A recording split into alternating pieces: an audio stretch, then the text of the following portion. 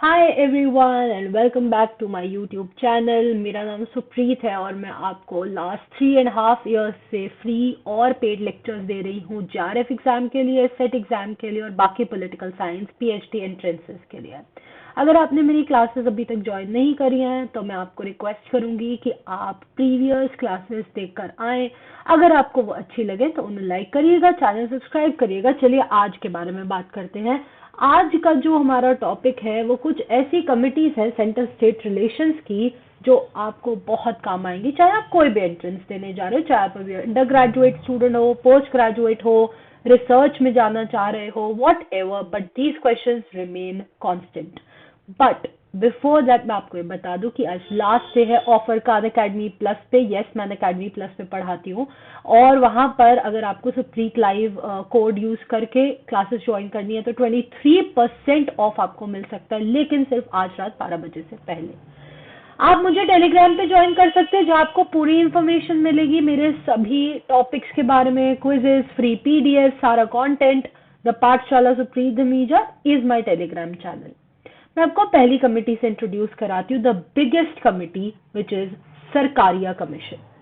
Sarkaria commission centre state relations का India के context में टिपिकली सबसे बड़ा कमेटी है। सरकारिया कमीशन का काम बहुत ज्यादा वैल्यूबल रहा है। इसने अपनी एंट्री 1983 में करी थी, लेकिन रिपोर्ट सबमिशन 1988 में करा। जो स्टेट ऑटोनॉमी है उसको लेकर इसके सबसे पहले सवाल थे कि राज्य आजाद क्यों ना हो, राज्यों को ऑटोनॉमस मतलब इंडिपेंडेंट दर्जा क्यों ना दिया जाए। और सेंटर स्टेट रिलेशंस अक्सर इंडिया में एक बहुत बड़ा सवाल रहे हैं, बिकॉज इंडिया क्वासी फेडरल है, आप सभी जानते हैं। इंडिया में ना तो राज्य कई हद तक फैसले आजादी से ले सकते हैं, ना फिस्कली यानी पैसे के तौर पर फ्री रहते हैं। तो ये एक बड़ा क्वेश्चन हमेशा से आता आ रहा है।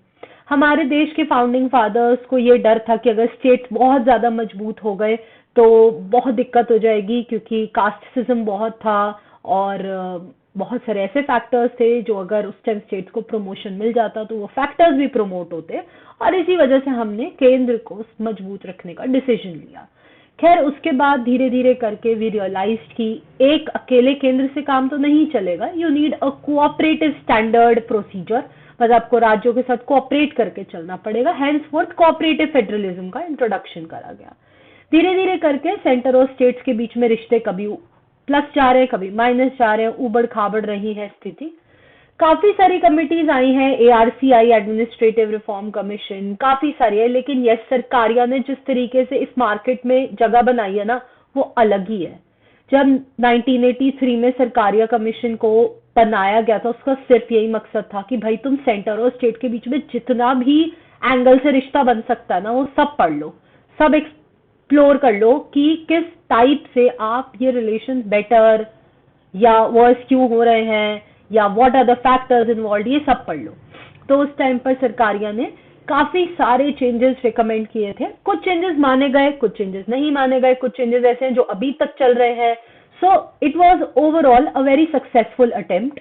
चलिए मैं आपको बताती हूँ उसकी रिपोर्ट में मेजर मेजर चीजें क्या थी। ठीक है, पहली एक पॉइंट, इसकी रिपोर्ट का जो साइज था वो एक्सट्रीमली लार्ज था, जिसकी वजह से सरकारिया कमीशन अक्सर एक ऐसे दायरे में आ जाती है कि अरे यार इतनी रिपोर्ट्स है, कौन पढ़े कौन जाने। सो एक थोड़ा सा क्रिटिक हो जाता है इस बात पे।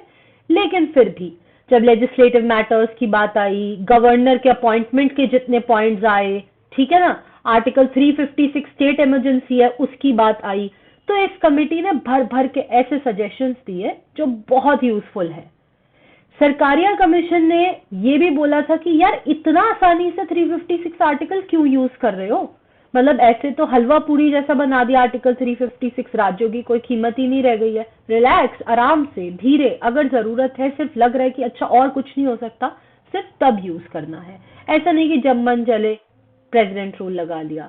सो सेंटर स्टेट रिलेशंस को एक तरह से समझ लो एक दायरे में लाकर खड़ा कर देना, एक उसको एक फ्रेमिंग दे देना कि अच्छा अब इस लाइन पे सेंटर स्टेट रिलेशंस मूव कर सकते हैं, वो सरकारिया के वन ऑफ द मेजर सलाहों का कंक्लूजन होगा। सारे रिपोर्ट्स तो मैं यहाँ नहीं पढ़ा सकती आपको, लेकिन मैं आपको एक समरी दे रही हूँ कि क्या काम इन्होंने किया। इसके बाद आती है हमारी दूसरी बहुत अहम commission, administrative reforms commission. Administrative reforms commission तो आप सब जानते हैं 1966 में आई थी और 69 में इसने अपनी रिपोर्ट दी थी। 22 रिकमेंडेशंस इसने दी थी। इसमें से एक सबसे बड़ी रिकमेंडेशन इंटर स्टेट काउंसिल, आप सब जानते हैं, अब वो है भी, काम भी कर रही है। इसके अलावा केंद्र जो है पैसे का बंटवारा करे राज्यों को, क्योंकि फाइनेंस के बिना तो कोई भी स्टेट चल पाए ये पॉसिबल ही नहीं होता। उसके बाद गवर्नर जो है वो ऐसा व्यक्ति हो जिसका पब्लिक लाइफ में स्ट्रांग एक्सपीरियंस हो, प्रशासन में एक बड़ा नाम हो, उसके अंदर जिस तरीके के भेदभाव का एटीट्यूड होता है अपने राज्य के प्रति वो अवॉइड करना है। ऐसा नहीं हो कि गवर्नर सिर्फ उसी स्टेट के लिए अपॉइंट किया जाए जिससे वो बिलोंग करता है, ताकि वो एक तरीके से बहुत ही बायस्ड अपना ओपिनियन दे, वो नहीं चाहिए हमें। तीसरी कमेटी हमारे पास आती है राजमन्नार। राजमन्नार 1969 में अपॉइंट हुई थी, लेकिन ट्विस्ट है छोटा सा इस क्वेश्चन में जो कि बनता है एक बहुत important previous year question. Tamil Nadu सरकार ने इसे चुना था, ना कि किसी और सरकार ने। ये केंद्रीय सरकार की चुनी हुई नहीं थी, ये तमिलनाडु सरकार की चुनी हुई थी और इसने रिपोर्ट सबमिट करी थी 1971 में। 7th शेड्यूल तो आप सब जानते ही हैं, वो शेड्यूल है जिसमें आपके सब्जेक्ट 3 कैटेगरी में बंट जाते हैं। आपको सेंटर, स्टेट और कॉन्करेंट 3 लिस्ट मिलती है और उसमें अलग अलग सब्जेक्ट्स डाले जाते हैं और उसी अकॉर्डिंगली उन पर रूल किया जाता है। उस लिस्ट में चेंज किया जाए और राज्यों को, जैसे अमेरिका में रेसिडुअरी पावर है, बिल्कुल उसी तरीके से इंडियन स्टेट्स को भी रेसिडुअरी पावर मिले, ये भी इसकी एक डिमांड थी। इंटर स्टेट काउंसिल को ढंग से कॉन्स्टिट्यूट किया जाए। इसके अलावा फाइनेंस कमीशन को एक परमानेंट बॉडी बनाया जाए, जो कि नहीं हुआ क्योंकि वो सीधे 73rd अमेंडमेंट में हुआ, राइट। जितने ऑल इंडिया सर्विसेज हैं, बिकॉज वो बहुत केंद्रीकरण पे चलते हैं, उनको भी अबॉलिश करके रीफ्रेम किया जाए। प्लानिंग कमीशन को हटा दिया जाए और ये हुआ भी फ्यूचर में, क्योंकि अब नीति आयोग है, प्लानिंग कमीशन रिडंडेंट हो गई थी तो उसको रिमूव कर दिया था बीजेपी गवर्नमेंट ने 2015 1 जनवरी को। सेंट्रल गवर्नमेंट ऐसे में अक्सर रिकमेंडेशंस को मना ही करती है, बिकॉज किसी और स्टेट गवर्नमेंट ने इंट्रोड्यूस किया तो केंद्रीय सरकार क्यों मानेगी, ये एक बहुत बड़ा सवाल होता है। तो सेंट्रल गवर्नमेंट ने राजमन्नार की सभी रिकमेंडेशंस को खारिज करते हुए उन्हें मानने से मना कर दिया। चलिए कमेटी नंबर 4 पर चलते हैं, आनंदपुर साहिब रेजोल्यूशन। तो 1973 में इसका गठन करा गया और धीरे धीरे करके 1978 तक इन्होंने अपना पूरा रिपोर्ट तैयार कर दिया, ठीक है। वो रिपोर्ट इतना कंट्रोवर्शियल निकला, आप नाम से देख सकते हैं, आनंदपुर साहिब रेजोल्यूशन पंजाब के लिए हाईलाइट कर रहा है, मतलब पंजाब के बैकग्राउंड से उभरा हुआ एक कमेटी या कमीशन है। इसमें राज्य चाह रहे थे कि उन्हें ऑटोनॉमी दी जाए, मतलब इंडिपेंडेंट फैसले करने की पावर बड़े सब्जेक्ट्स में, जैसे डिफेंस है, फॉरेन रिलेशंस है, कम्युनिकेशन है, रेलवेज है, सब सेंट्रलाइज्ड है इंडिया में, करेंसी सेंट्रलाइज्ड है। तो ये सब राज्यों के पास पहुंचे, राज्यों का इसमें से हो, रेसिडुअरी पावर्स हो स्टेट के पास, जैसे हमने पीछे भी पढ़ा राजमन्नार में। तो उनके जो वेरियस कॉन्फ्रेंसेज हैं उन्होंने करवाए, सेमिनार्स कराए, मीटिंग्स कराई, बट केंद्रीय सरकार तो ज्यों की त्यों अड़ी रही और उसने ये सभी बातें मानने से मना कर दिया और बोला कि ये जो इक्वालिटी है राज्यों में और केंद्र में वो दे पाना पॉसिबल नहीं हो पाएगा, क्योंकि हमारा स्ट्रक्चर ऐसा नहीं है। इसके बाद आते हैं हम अपनी अगली कमेटी पर, national commission to review the working of Indian constitution, NCRWC। ये भी एक बहुत इंपॉर्टेंट कमेटी है। इसमें बहुत हद तक आपको जो झलक दिख रही है वो सरकारिया की ही दिखेगी। इसने एक सलाह दी थी कि inter state trade and commerce commission बनाओ, क्योंकि ट्रेडिंग इंडिया में एक दूसरे के बिना तो चल नहीं सकती, हम डिपेंडेंट होते हैं। सो उसकी एक सलाह थी। गवर्नर का अपॉइंटमेंट भी काफी बड़ा कोलिजियम करे, जैसे प्राइम मिनिस्टर हो, उसमें होम मिनिस्टर हो, लोकसभा के स्पीकर हो, उस हाई कोर्ट के चीफ जस्टिस हो जिस स्टेट के गवर्नर की बात चल रही है। 7th शेड्यूल में भी चेंजेस की डिमांड करी। उसके अलावा आर्टिकल 356 में एक बहुत बड़ा क्वेश्चन डाला कि पहले राज्य से पूछो, उसे मौका दो जस्टिफाई करने का कि उसके स्टेट में क्या इमरजेंसी सिचुएशन है, तब उसको फोर्स करो वो 356 लगाने के लिए। NCRWC भी एक सफल रिपोर्ट दे पाई, लेकिन क्योंकि वो इतनी ओवरलैपिंग थी सरकारिया के साथ, तो हम आज ये नहीं कह सकते कि कौन सा टिपिकली NCRWC का है और कौन सा सरकारिया का है। सो थोड़ा सा ओवरलैपिंग क्राइटेरिया यहाँ पे हमें देखने को मिल गया है। आगे आती है one of the leading commissions and recent also, Punchhi commission, और ये है एक exclusively repeating PYQ।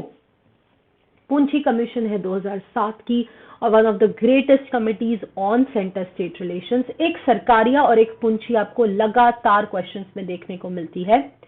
Former chief justice of India MM Punchhi को इसका चेयरपर्सन बनाया गया था, जिनके नाम पे इस कमीशन का नाम भी डला है।